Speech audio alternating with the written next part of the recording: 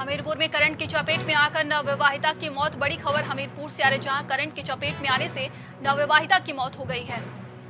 कपड़ों में प्रेस करते समय नवविवाहिता को लगा करंट, जिसके बाद उसकी मौत हो गई। बड़ी खबर हमीरपुर से है।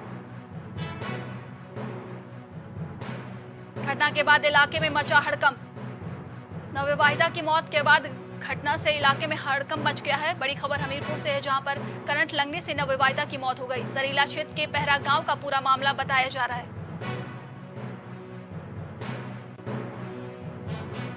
करंट की चपेट में आने से नवविवाहिता की हुई मौत। खबर हमीरपुर से है। कपड़ों में प्रेस करते समय नवविवाहिता को लगा करंट, जिसके बाद उसकी मौत हो गई।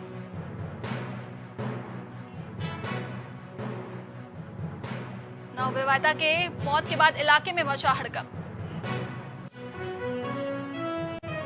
वाराणसी में पीएम के दौरे से सीएम योगी जाएंगे वाराणसी दौरे पर। बता दें कि पीएम के दौरे को लेकर सीएम योगी आदित्यनाथ वाराणसी दौरे पर जाएंगे। 7 जुलाई को 2 दिन के दौरे पर जाएंगे पीएम मोदी।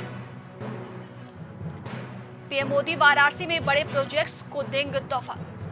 बड़े प्रोजेक्ट्स का तोहफा देंगे पीएम मोदी वाराणसी में। पीएम के दौरे को लेकर सुरक्षा के पुख्ता इंतजाम किए जा रहे हैं। कुशीनगर और गोरखपुर का भी करेंगे दौरा।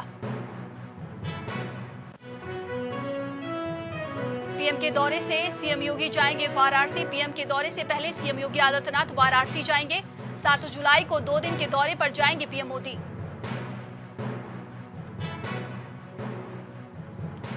पीएम मोदी वाराणसी में बड़े प्रोजेक्ट्स का तोहफा देंगे। पीएम मोदी अपने संसदीय क्षेत्र के दौरे पर रहेंगे। बता दें कि पीएम के दौरे को लेकर सुरक्षा के पुख्ता इंतजाम किए जा रहे हैं। ज्यादा जानकारी के लिए इस खबर पे हमारे साथ संवाददाता विभांशु जुड़ चुके हैं। विभांशु, 2 दिवसीय दौरे पर रहेंगे पीएम मोदी, जिसके बाद इसके पहले ही सीएम योगी आदित्यनाथ वहां पर जाकर समीक्षा कर रहे हैं। जी बिल्कुल, आपको बता दें कि देश के प्रधानमंत्री आगामी 7 जुलाई को अपने उत्तर प्रदेश के पूर्वांचल दौरे पे आएंगे। आपको बताएं कि कहीं ना कहीं 2024 के लिहाज से प्रधानमंत्री नरेंद्र मोदी का ये दौरा काफी अहम माना जा रहा है। आपको बता दें नंदनी की प्रदेश के अंदर में अगर देखें तो तमाम ऐसे केंद्र सरकार की योजनाओं के तहत तमाम ऐसे विकास कार्य हो रहे हैं जिसे 24 से पहले कहीं ना कहीं सरकार को संपन्न करने की चुनौती है। इसी क्रम में आपको बता दें कि प्रधानमंत्री नरेंद्र मोदी 7 जुलाई को सबसे पहले गोरखपुर जाएंगे। गोरखपुर के अंदर में गीता प्रेस द्वारा आयोजित कार्यक्रम में शिरकत करेंगे। बीते दिन गीता प्रेस को 100 साल पूरा होने पर कहीं ना कहीं शांति पुरस्कार से नवाजा गया है। आपको बताएं कि अगर देखा जाए तो इसको लेकर कहीं ना कहीं सियासत तेज हुई थी। कांग्रेस पार्टी की तरफ से गीता प्रेस को शांति पुरस्कार देने के जो फैसला था उसका विरोध किया गया।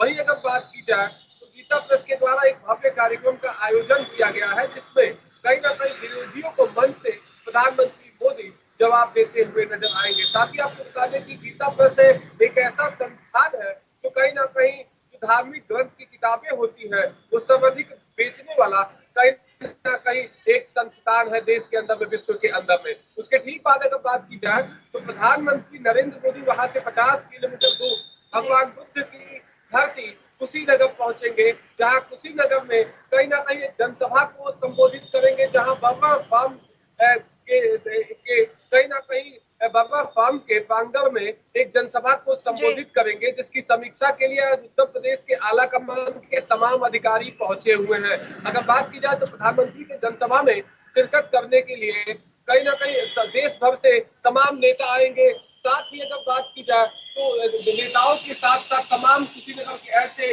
तमाम पदाधिकारी हैं जो मौजूद रहेंगे। उससे ठीक पहले सुरक्षा की दृष्टि के लिहाज से आज उत्तर प्रदेश के एडीजी स्पेशल प्रशांत कुमार और एसीएस होम संजय कुमार साथ ही साथ मुख्यमंत्री के सलाहकार अवनीश अवस्थी समेत कई बड़े आला अधिकारी आज कुशीनगर पहुंचे हैं। आपको बताया कि उसके ठीक बाद कहीं ना कहीं देखा जाए तो कुशीनगर के मैट्रिक परियोजना की जमीन पर कुशीनगर कृषि विश्वविद्यालय का शुभारंभ करने की कवायद लंबे समय से चल रही थी। अब वो कहीं ना कहीं साकार होते हुए नजर आएगी। आपको बताया कि मैट्रिक परियोजना की जमीन पर कृषि विश्वविद्यालय का शिलान्यास नरेंद्र मोदी करेंगे। उसके ठीक बाद अगर बात की जाए तो वहां से अपने संसदीय क्षेत्र वाराणसी के लिए प्रस्थान करेंगे। बनारस के अंदर में अगर बात की जाए तो प्रधानमंत्री आवासीय योजना के कार्यक्रम में शिरकत करेंगे और साथ ही साथ जो प्रधानमंत्री का सपना है कि एक जो तमाम वर्ग के लोग हैं, खासकर गरीब तबके के लोग हैं, उन्हें आवास के तोहफे से नवाजने की जो उनको योजना है, उसी योजना का कहीं ना कहीं कार्यक्रम में शुभारंभ करेंगे और कई ऐसे लाभार्थियों को आवास देने का काम करेंगे। जी विभांशु, देखिए वहीं पर बताया जा रहा है कि विशाल जनसभा को संबोधित करेंगे पीएम मोदी। लोकसभा चुनाव नजदीक आ रहा है, लगातार अब पार्टियां अपनी अपनी तैयारियों में लगी हैं। इसके बाद पीएम अपने संसदीय क्षेत्र से विशाल जनसभा को संबोधित करेंगे। तो किस तरीके से इस सियासी समीकरण को निकाला जाए और क्या कुछ वो जिस तरीके से उन्होंने भोपाल में पहुंचकर यूसीसी का समर्थन किया, तमाम तरह के बयान दिए, वहीं अब बताया जा रहा है संसदीय क्षेत्र में 2 दिन रहेंगे और विशाल जनसभा को संबोधित करेंगे। जी बिल्कुल, आपको बता दें कि प्रधानमंत्री 7 और 8 जुलाई को पूर्वांचल में बात की जाए तो गोरखपुर जाएंगे, गोरखपुर के बाद कुशीनगर जाएंगे, कुशीनगर के बाद अपने संसदीय क्षेत्र वाराणसी में जाएंगे, जहां वो रात्रि विश्राम भी करेंगे। उसके ठीक बाद अगर बात की जाए तो इस दौरे का साफ तौर से 2024 चुनाव के मद्देनजर रखते हुए काफी अहम है, क्योंकि प्रधानमंत्री नरेंद्र मोदी यूसीसी को लेकर भोपाल में बयान दिए हैं। उसके ठीक बाद गीता प्रेस के शांति पुरस्कार से जब नवाजा गया, सम्मान दिया गया, उसके बाद सवाल खड़े हुए तो उसके कहीं ना कहीं उस मुद्दे को लेकर भी अपना बयान दे सकते हैं। साथ ही कुशीनगर के अंदर में अगर बात की जाए तो बर्रा शाम में जो उनके जनसभा का आयोजन किया जा रहा है, जिसमें बिहार से सटे हुए जिला है कुशीनगर, बिहार के भी लोग आएंगे, साथ ही साथ आस पड़ोस की लोकसभा क्षेत्र से भी तमाम पदाधिकारी आएंगे। और अगर देखा जाए तो प्रधानमंत्री का ये दौरा गोरखपुर समेत आजमगढ़, बलिया, बनारस, वाराणसी, इन तमाम क्षेत्रों को कहीं ना कहीं अपने संबोधन के माध्यम से प्रधानमंत्री जोड़ने का काम करेंगे। अगर बात की जाए तो 2024 के चुनाव को लिहाज से भारतीय जनता पार्टी अपने महाजनसंपर्क अभियान का समापन किया। उसके ठीक बाद 2 अभियान और शुरू होने वाले हैं।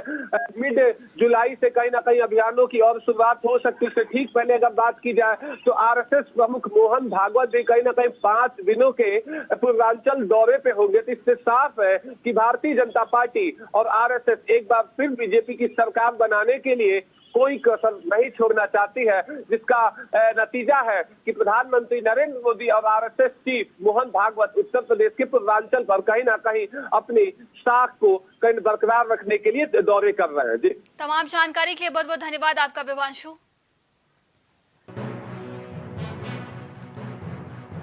एमआईएम प्रवक्ता असीम वकार का ट्वीट सामने आया है। महाराष्ट्र मामले पर असीम वकार ने ट्वीट किया है।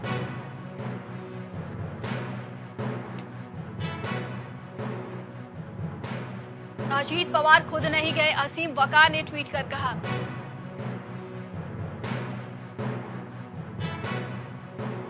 इसमें शरद पवार की मर्जी शामिल है, वकार ने बड़ी बात कही है।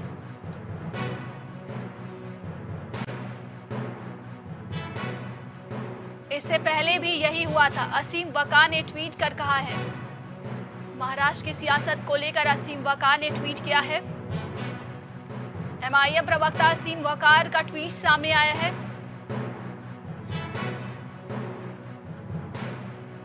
महाराष्ट्र मामले पर असीम वकार ने ट्वीट किया है। महाराष्ट्र की सियासत को लेकर असीम वकार ने ट्वीट किया है। अजीत पवार खुद नहीं गए, असीम वकार ने कहा है कि अजीत पवार खुद नहीं गए हैं एनडीए में। इसमें शरद पवार की मर्जी शामिल है। ज्यादा जानकारी के लिए इस खबर पे हमारे साथ संवाददाता विभांशु जुड़ चुके हैं। विभांशु, देखिए असीम वकार ने बड़ी बात कह दी है। उन्होंने कहा है कि जिस तरीके से अजीत पवार एनडीए में शामिल हुए हैं, इनके पीछे शरद पवार हैं। जी बिल्कुल, कि जहां महाराष्ट्र की राजनीति में कल एक बड़ा फेरबदल हुआ, एनसीपी से अलग होकर अजीत पवार कहीं ना कहीं महाराष्ट्र के उप मुख्यमंत्री के तौर पर शपथ लेते हैं, अपने साथ कई विधायकों को लेके जाते हैं।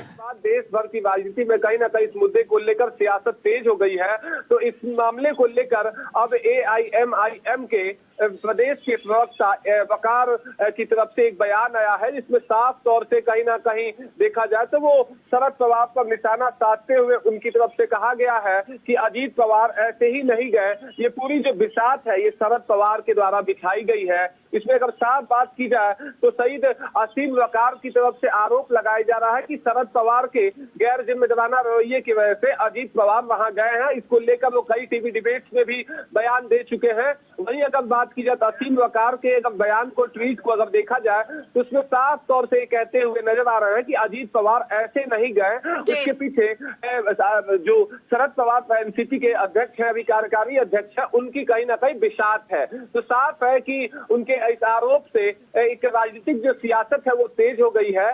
और अगर बात की जाए तो अपने ट्वीट में ये भी बात को कहते हुए नजर आए हैं कि पूर्व में भी अजीत पवार इस तरह के कृत्य को कर चुके हैं। तो अब देखने वाली बात ये होगी कि महाराष्ट्र की राजनीति की जो उलटफेर है उसमें एआईएमआईएम के उत्तर प्रदेश के नेता और मुख्य प्रवक्ता असीम वकार का ये टिप्पणी के पे कौन जवाब देता है और इसके क्या सियासी मायने होते हैं, वो कहीं ना कहीं बयानबाजियों के बाद साफ होगा। जी देखा जाए विभांशु, असीम वकार ने बहुत बड़ा आरोप लगाया है शरद पवार पर कि इस तरीके से कह रहे हैं कि इसके पीछे शरद पवार का ही हाथ है और उन्होंने ये चाल चली है। जी बिल्कुल, आपको बता दें कि असीम वकार अपने ट्वीट में साफ तौर से कहते हुए आ रहे हैं कि जो भी प्रकरण महाराष्ट्र के अंदर में हुआ है उसकी देन शरद पवार है। अब वो कहीं ना कहीं अजीत पवार पूर्व में भी जब महाराष्ट्र के अंदर में विधानसभा चुनाव हुए थे उस समय भी कहीं ना कहीं 3 दिनों की सरकार देखने को मिली थी। उसमें भी अजीत पवार कहीं ना कहीं अलग होकर और एनसीपी को भारतीय जनता पार्टी के साथ जोड़कर सरकार बनाने की तरफ देखे गए थे। उसी मामले को लेकर असीम वकार कटाक्ष करते हुए अजीत पवार पर नजर आ रहे हैं। अब देखने वाली बात यह होगी कि असीम वकार के इस कमेंट के बाद एनसीपी या किस दल की तरफ से प्रतिक्रिया आती है वो आने वाला वक्त बताएगा। नंदनी, तमाम जानकारी के लिए बहुत बहुत धन्यवाद आपका विभांशु। हज यात्रियों का पहला जत्था लौटा लखनऊ, बड़ी खबर आपको बता दें, हज यात्रियों का पहला जत्था लखनऊ लौट चुका है। लखनऊ एयरपोर्ट पर 2 फ्लाइटों से पहुंचे हाजी।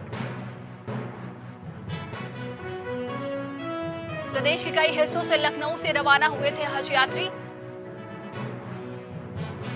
आला अधिकारियों ने हज यात्रियों का स्वागत किया है।